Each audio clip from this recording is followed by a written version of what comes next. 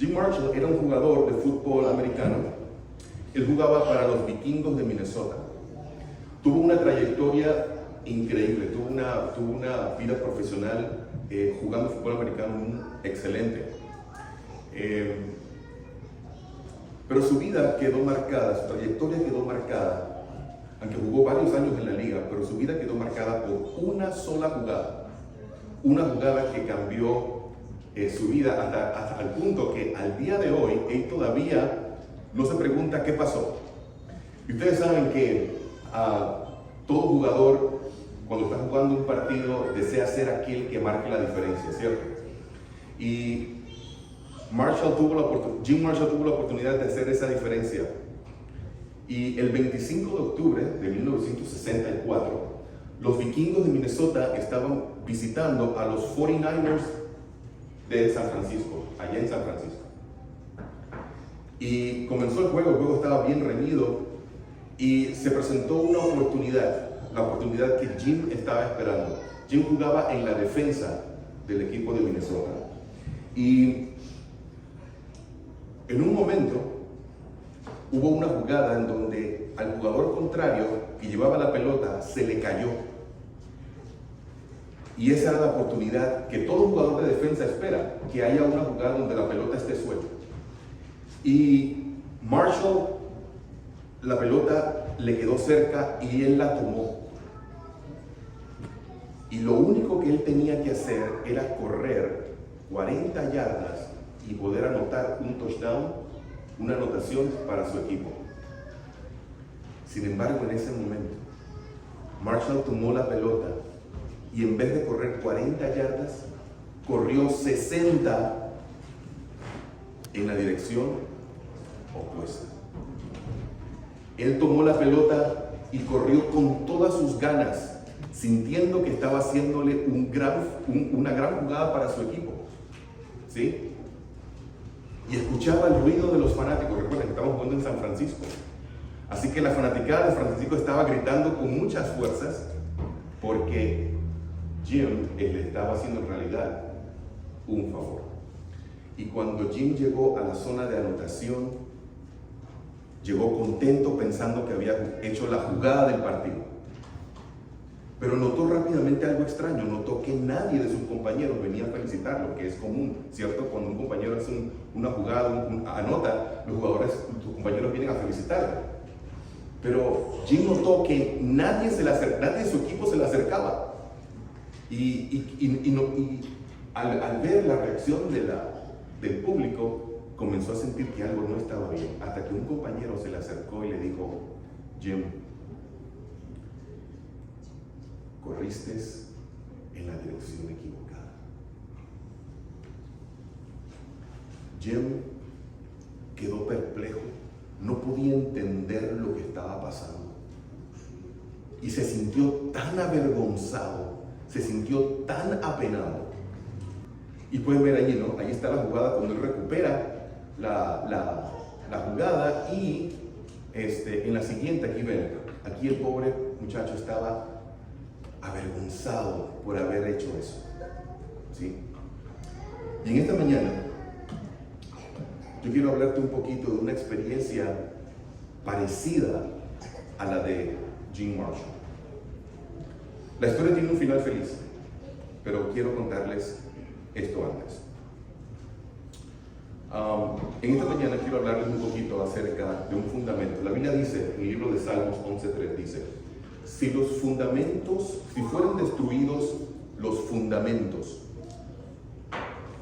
¿qué ha de hacer el justo? Y quiero tomar esta oportunidad para hablarte de un fundamento, y es acerca del sábado. Y no quiero, no voy a hablarles de cuál es el día de reposo, si el sábado o es el domingo, no quiero hablar de eso, porque pienso que todos los que estamos aquí estamos convencidos de cuál es el día. El problema no es tanto el día, sino en la forma en que observamos ese día. Si quiero compartir esta cita de este libro, un profesor de Andrews, Singer Tontat, escribió este libro, El significado perdido del séptimo día. Y él dice allí lo siguiente: Dios es el tema principal del séptimo día. ¿Quién es el tema principal? ¿Cuál es el centro del sábado? Dios. En la Biblia, el séptimo día está marcado como el punto culminante y el clímax de la creación, ¿cierto?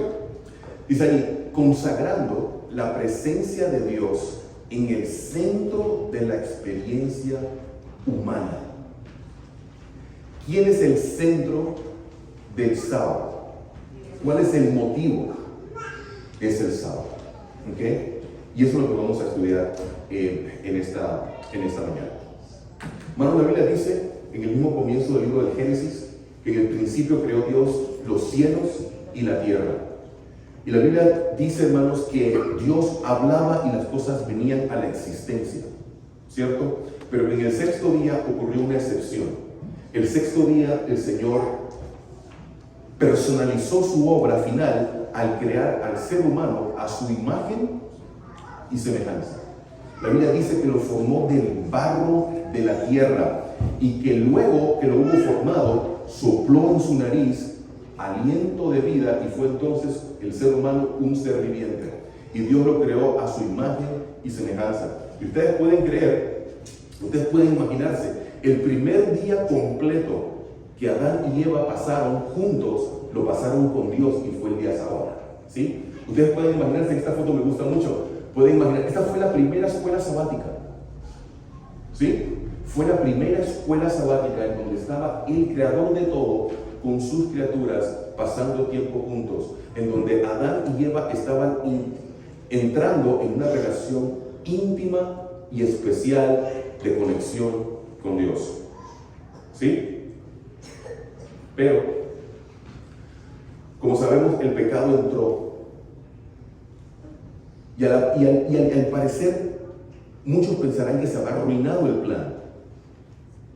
Pero antes del pecado, Dios había bendecido y santificado el séptimo día. Y de hecho, ustedes sabían que lo primero en la Biblia, la primera cosa que es santificada o que aparece santificada en la Biblia es un pedazo de tiempo. ¿Cierto o no? Lo primero que aparece es santo. Por eso el sábado escapa a nosotros, el sábado es intocable, porque la bendición del sábado está en el tiempo. Por eso no se puede cambiar, porque está en el tiempo. Y el sábado llega a nosotros, ¿sí? Cada 7 puestas de sol, el sábado llega a nosotros a 1600 kilómetros por hora. El sábado llega a la humanidad cada 7 días, ¿sí? Y hermanos, si el pecado entró, pero el sábado había sido santificado y había sido hecho para el hombre. Y hermanos, el sábado entró, pero el sábado, la santificación del sábado y lo que Dios había pensado de que el sábado fuera para el hombre no cambió en ningún momento. Después, antes del pecado, el sábado era para intimar y conocer más a Dios. Después del pecado fue lo mismo. El mensaje, el concepto nunca cambia, nunca cambió. Y la Biblia dice, mis hermanos, que todos los profetas, todos los patriarcas, Abraham, Jacob, Isaac, todos los profetas guardaron el sábado. Algunos argumentan, bueno, observar el sábado no está en el libro de Génesis. No hay un mandamiento directo para observar el sábado o cualquier mandamiento en el libro de Génesis. ¿Y eso es cierto o no? Es cierto. Usted no va a encontrar ningún pasaje en Génesis que diga que hay que observar el sábado. No lo hay. ¿Y cómo entonces se sabía que había que observarlo? La ley de Dios era conocida, ¿cierto o no? Siglos después, Pablo escribió que el conocimiento del pecado era por la ley. Cuando Caín mató a su hermano y Dios lo encaró, ¿qué le dijo Dios a Caín? ¿Qué dijo Caín en respuesta al castigo que iba a recibir? Digo, grande es mi pecado. ¿Cómo Caín sabía que haber asesinado a su hermano había quebrantado la ley de Dios? cómo José sabía que la idea de acostarse con la esposa de su jefe era un gran pecado. ¿Recuerdan lo que le dijo a Potifar, a la esposa de Potifar? ¿Cómo voy a cometer este gran pecado? ¿Cómo él sabía eso? ¿Por qué Dios, un Dios de amor, pudo destruir a Sodoma y a Gomorra como los antediluvianos si no hubiera una ley que había sido quebrantada? ¿Cierto? La ley sí existía, y entre esa ley existía la observancia del cuarto día. Y mis hermanos, la Biblia dice que todos los profetas, les digo, observaron ese santo día. Y nosotros vemos que Satanás hizo grandes esfuerzos para que el pueblo y los seres humanos no disfrutaran de las bendiciones especiales que Dios tiene para ese día. Y ustedes recordarán que el pueblo de Israel terminó en Egipto, ¿cierto? Y allí estuvieron ¿cuánto tiempo? Más de 400 años de esclavo. Y la hermana Juan dice que estaban sumidos en la más profunda idolatría. Y sí, el concepto del sábado fue paulatinamente olvidado de ellos. No dejó de existir, pero ellos lo olvidaron. Y tan pronto Dios los saca a ellos de Egipto, ¿cierto? Antes de llegar al capítulo 20 de Éxodo, antes de llegar a la entrega de la ley, Dios les hace a ellos una prueba. ¿Recuerdan con el maná? ¿Recuerdan con el maná? ¿Cierto? Tenían hambre, les dijo: yo les voy a dar comida. Van a recoger tanta porción, pero el sexto día van a recoger doble. Y Dios dice claramente: voy a ver si ellos cumplen con mis leyes. El sábado ya existía. Y hermanos, vemos que entonces, a través de todo el periodo del Nuevo Testamento, Dios siempre tuvo un reproche hacia el pueblo de Israel. Y es cierto que Dios muchas veces le reprochó la idolatría, pero una de las cosas que el Señor le demandó era la observancia del sábado. Y ustedes conocen en Isaías 58, un versículo clásico que todos nosotros conocemos. Dice allí: Dios le está reclamando al pueblo, le está haciendo un reproche. ¿Por qué? Porque los israelitas, aunque tenían el día correcto, no lo guardaban como el Señor esperaba que fuera observado. ¿Sí? Por eso Dios tiene que decirles: si retrajeres tu pie de hacer qué cosa, y noten lo que está subrayado, de hacer tu voluntad, ¿en dónde? El único día que Dios llama santo es el suyo, es el séptimo, el único. Dice ahí: de hacer tu voluntad en mi día santo, y te llenas y tomas esta actitud. ¿Cuál es la actitud? Si lo llamares delicia, santo, glorioso de Jehová, y lo venerares, no andando ¿en dónde? En tus caminos, ¿cierto? Ni buscando tu voluntad, ni hablando tus palabras, ¿cierto? Entonces, cuando eso se cumple, dice allí: entonces te deleitarás en Jehová, y yo te haré subir sobre las alturas de la tierra, y te daré a comer la heredad de Jacob tu padre, porque la boca de Jehová lo ama. Los israelitas tenían el día correcto, pero no tenían la actitud correcta. ¿Sí? Y la Biblia enseña, mis hermanos, de que fue precisamente entre varios, pero el pecado de Israel, de tomar a la ligera el día de reposo, de no ser reverentes en ese día, de hablar sus palabras, de hacer sus cosas, fue ese pecado en particular que los llevó al castigo de los 70 años en Babilonia. Dios tuvo que quitar su mano protectora, así como la quitó en el desierto con las serpientes. Recuerdan, la hermana Juan dice que Dios quitó su mano y llegaron las serpientes, ¿cierto? Dios había protegido a Israel tanto tiempo, pero al ver la insistencia de querer tomar todos los mandamientos, pero en particular el séptimo, con tanta ligereza, Dios quitó su mano y vinieron los babilonios.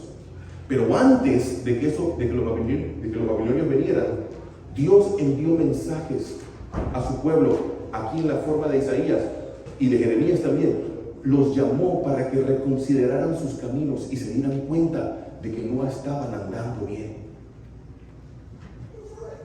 De que estaban corriendo como Jim Marshall en la dirección opuesta, creyendo que estaban bien.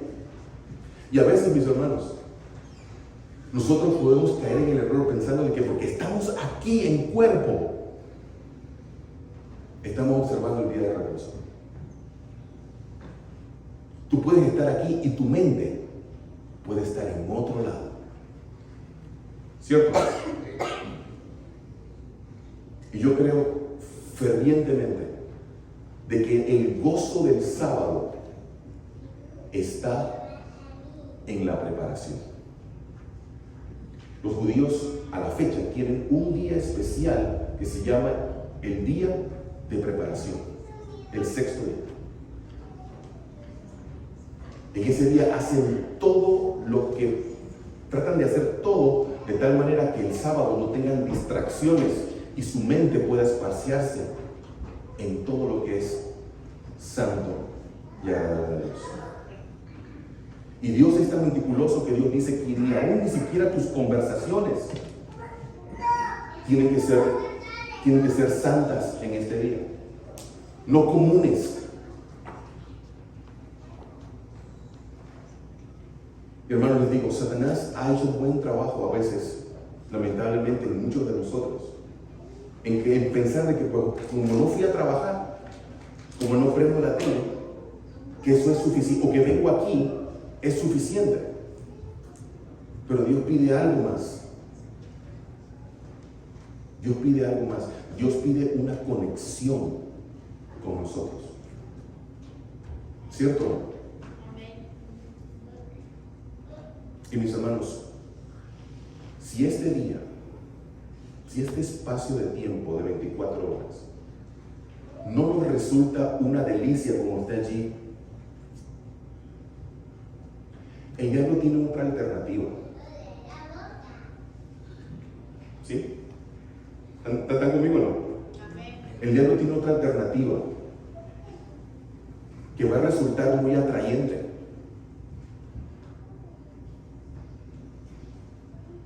Pero si nosotros hemos entrado en esa relación santificadora con Dios en su día santo, ¿sí? La Biblia dice que nuestro carácter es purificado y es elevado al carácter de Cristo. Dice allí, si te trajeres tu pie de hacer tu día, de hacer tu voluntad. 6 días trabajarás, dice el mandamiento, ¿cierto? 6 días trabajarás y harás todas tus obras, incluyendo prepararte para el sábado. En ese día, en esa semana, yo estoy pensando ya en el próximo sábado. La mejor comida, recuerdo, se nos enseñaba, la mejor comida era para el sábado. Nuestra mejor ropa, todo lo teníamos planeado porque queríamos que ese día en realidad fuera una delicia.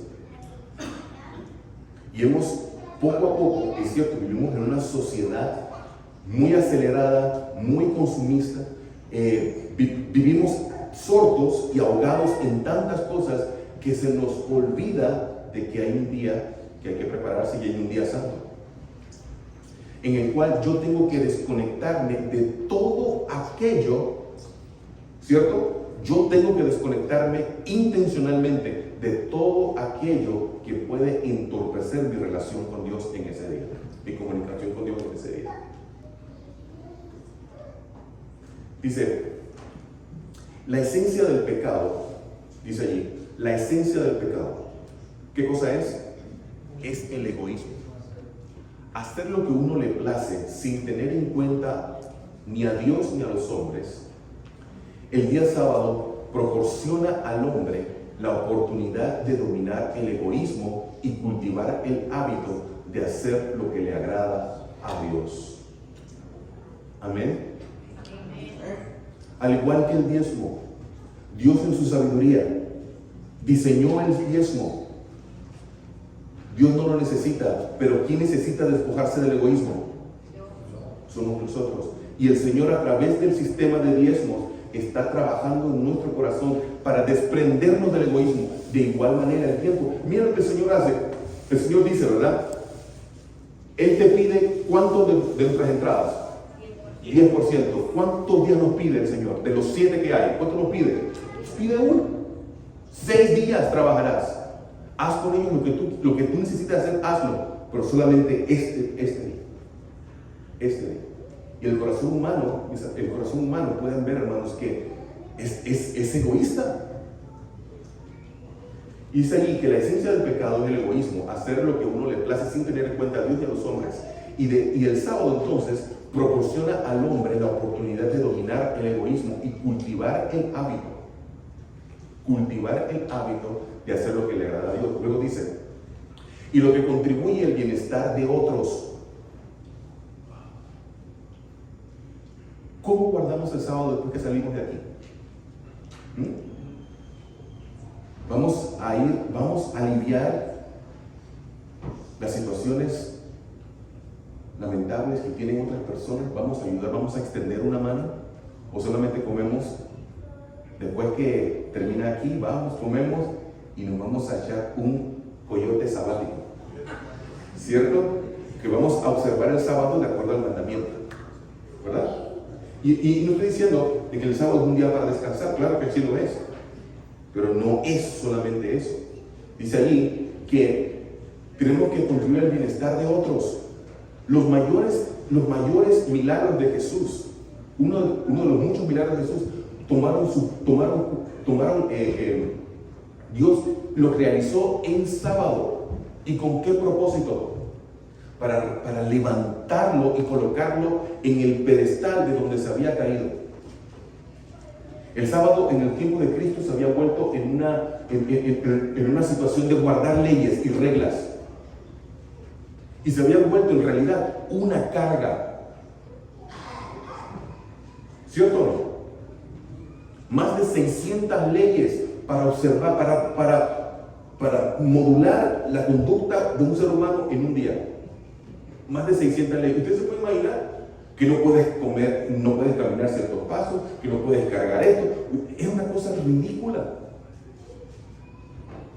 Y Jesús solamente había dicho, en Éxodo 28, Él solamente había dicho, no hagas obra alguna, tú, ni tu hijo, ni tu hija, ni tu siervo, ni tu criada, ni tu bestia, ni tu extranjero que esté dentro de tus puertas. Eso fue todo lo que el Señor dijo.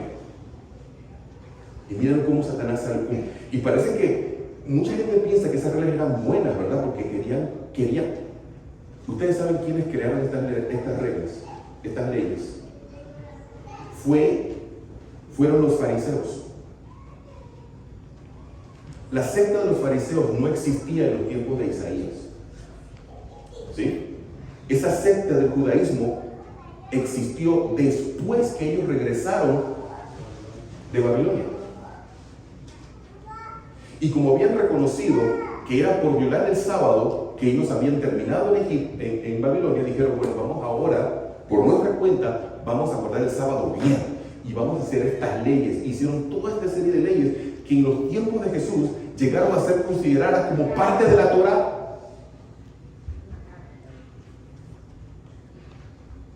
Y habían hecho del sábado una carga muy, pero muy pesada. A Jesús lo condenaron, ¿cierto? Por ser un violador del sábado. Mis hermanos, ¿no hemos nosotros en cierto modo vuelto el sábado también una carga? No quiero meterme en controversias, ¿cierto? No soy miembro de esta iglesia local aquí, pero yo vengo de una iglesia y sé cómo se mueven las cosas, y yo sé que a veces el sábado es el día que utilizamos para hacer cosas que deberían ser hechas en otro día. Y son cosas de la iglesia, ¿sí o no? Son cosas de la iglesia, pero preferimos hacerlas hoy que hacerlas otro día. Y lentamente el sábado llega a convertirse, en vez de una delicia, en un día de carga. Y hermanos, y el Señor no puede bendecirnos. Y la Biblia, les digo, La Biblia dice, promete que el Señor tiene bendiciones especiales para aquellos que se gozan en este día. Y tú y yo necesitamos esas bendiciones en nuestra vida hoy. No podemos permitir que nada ni nadie nos quite la paz del sábado. Nadie. Dice ahí, la verdadera observancia del sábado. Noten lo que está diciendo ahí. Estas citas vienen directamente del comentario bíblico adventista. Miren lo que dice ahí. La verdadera observancia.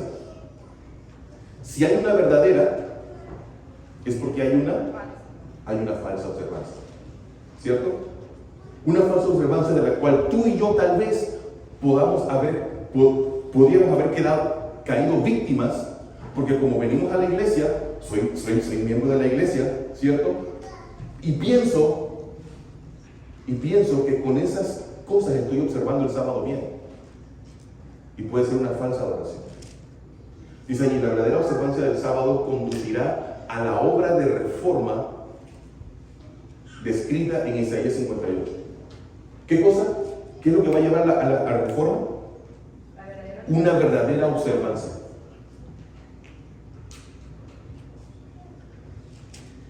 Los que no participan del espíritu del sábado, el espíritu del sábado. ¿Sí? Nosotros tenemos que vivir el espíritu. Tenemos el día correcto, ¿sí o no? Amén. ¿Sí? Pero ¿cuándo comienza ese día? Comenzó ayer, ¿cierto? Comenzó ayer a la puesta del sol y termina hoy a la puesta del sol. El día no comienza a las 12 de la noche o comienza cuando yo salgo de la oficina o del trabajo. El día allí comienza a la puesta del sol, ¿cierto o no? Dice allí, la verdadera observancia del día conducirá a la obra de reforma descrita en Isaías 58. Los que participan del espíritu del sábado, tal como fue ordenado por Dios, los que no participan, ¿verdad?, no comprenden lo que pierden. El sábado es una de las mayores bendiciones que el amante creador ha dispensado a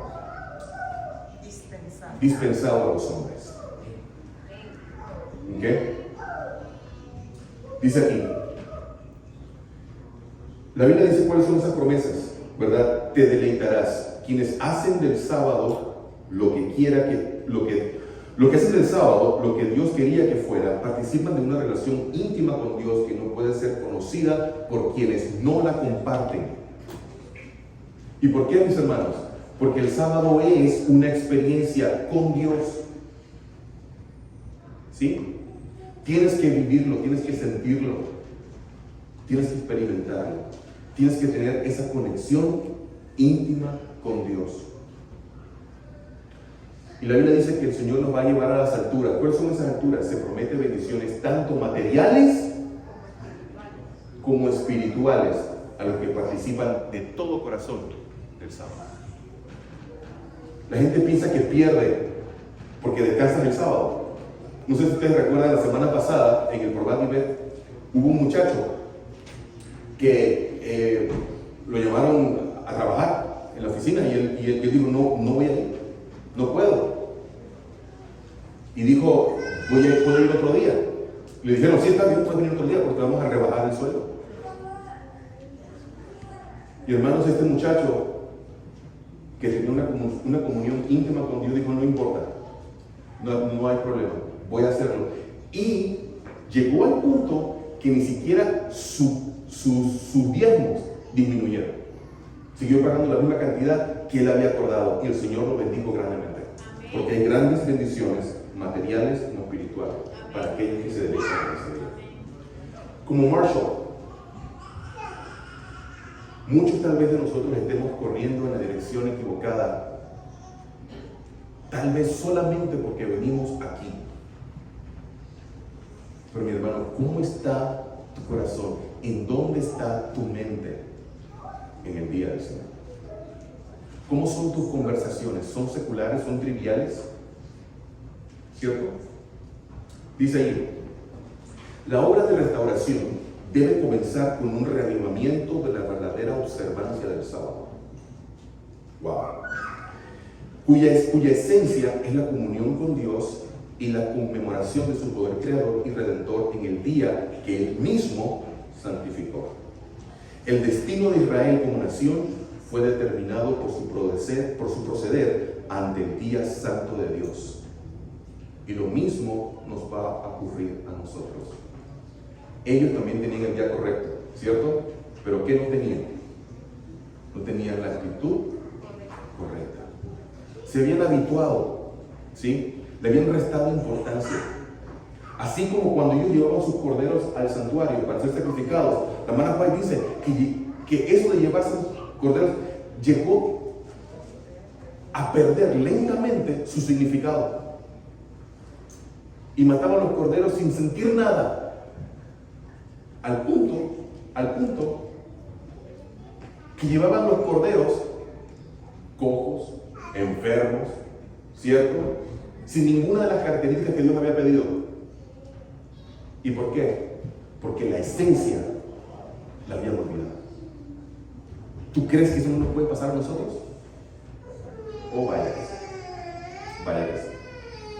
Y noten, hermanos, la obra de restauración debe comenzar con un movimiento de la verdadera observancia del sábado, la verdadera. ¿Sí? Dice, la mera formalidad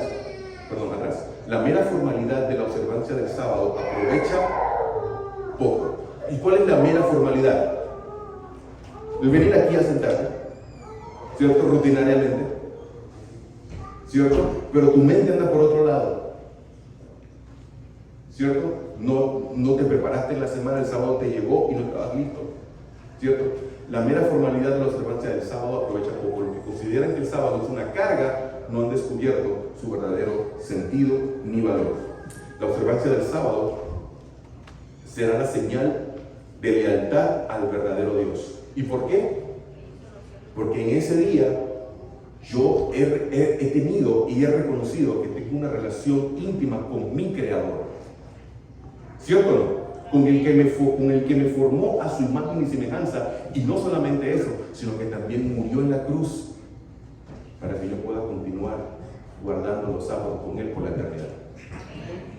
Dice allí, el que hizo el cielo y la tierra y el mar y las fuentes de las aguas. Resulta pues que el mensaje que manda a los hombres a adorar a Dios y guardar sus mandamientos, los que han de invitar especialmente a observar el cuarto mandamiento, que es el mensaje del primer año. ¿Cierto?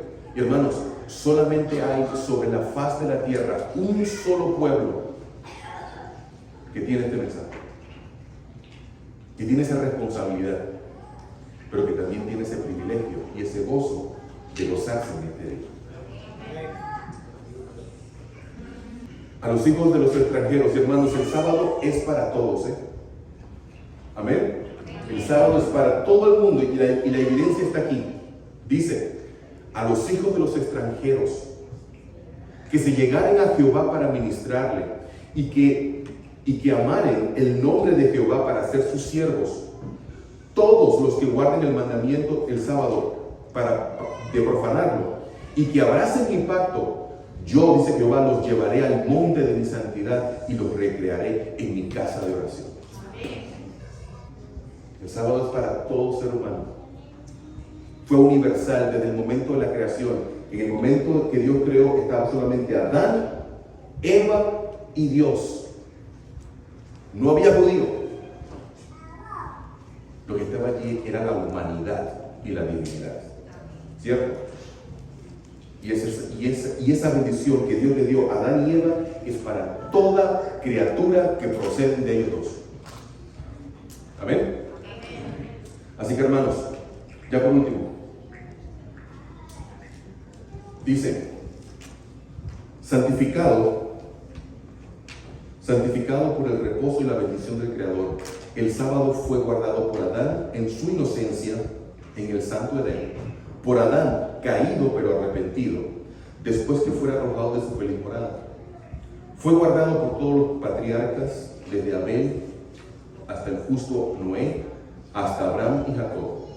Cuando el pueblo escogido estaba en la esclavitud de Egipto, muchos, en medio de la idolatría impenitente, perdieron el conocimiento de la ley de Dios. Pero cuando el Señor libró a Israel, proclamó su ley y con terrible majestad a la multitud reunida, para que todos conociesen su voluntad y le temiesen y obedeciesen para siempre.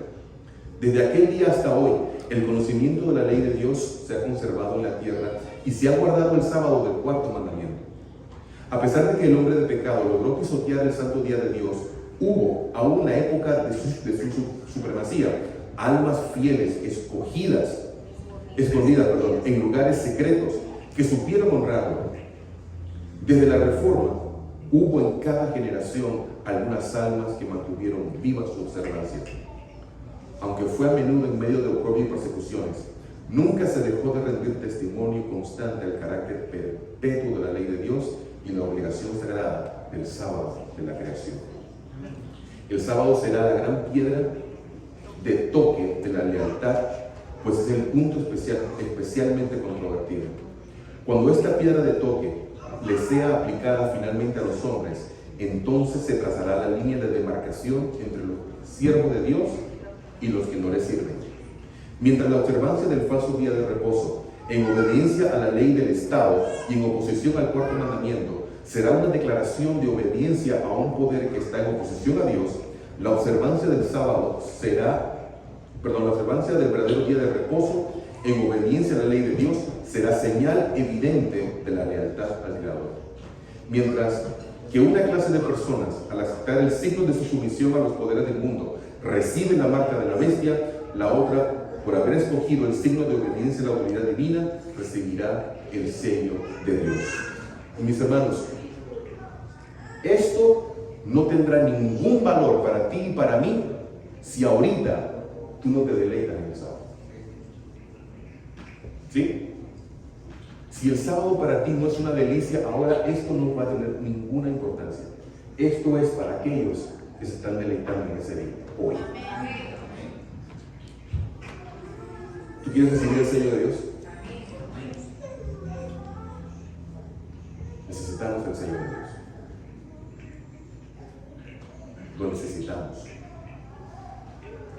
Pero las bendiciones del sábado las necesito hoy, ahora, en este momento. La Biblia dice, hermanos, que Dios dice que Él derrama bendición hasta que dura uno. Y yo creo, hermanos, a veces me imagino que Dios arriba tiene como una gran cubeta de agua, ¿cierto? Esperando que derramarla sobre cada una de nuestras vidas. Pero el Señor a veces tiene que estar aguantado, porque a veces no permitimos que el Señor las derrame a nosotros. Las bendiciones están, pero tú tienes que desearlas. Tienes que desearlas. Hermanos, y yo sé que es difícil.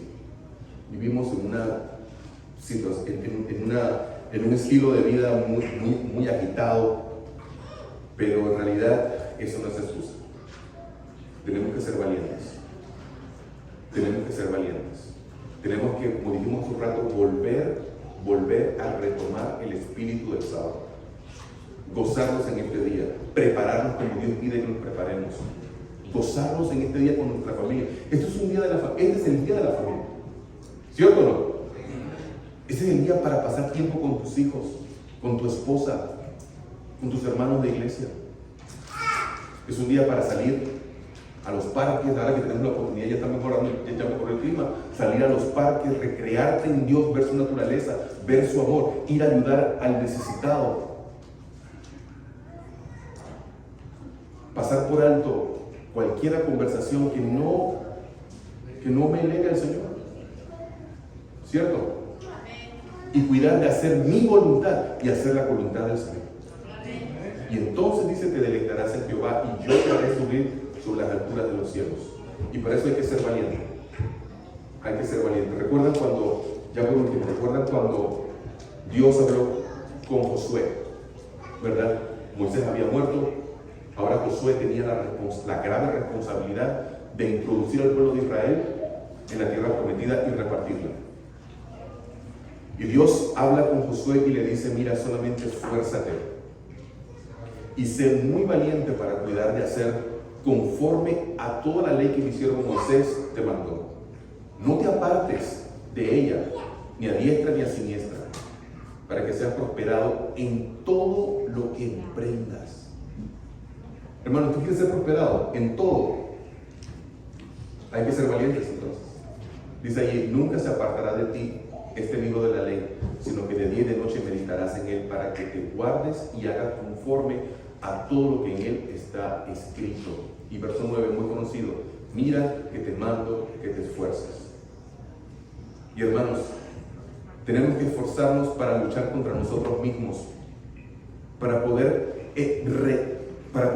sacar y cultivar nuevos hábitos en la vida que nos ayude a poder tener una relación más directa y más íntima con Dios.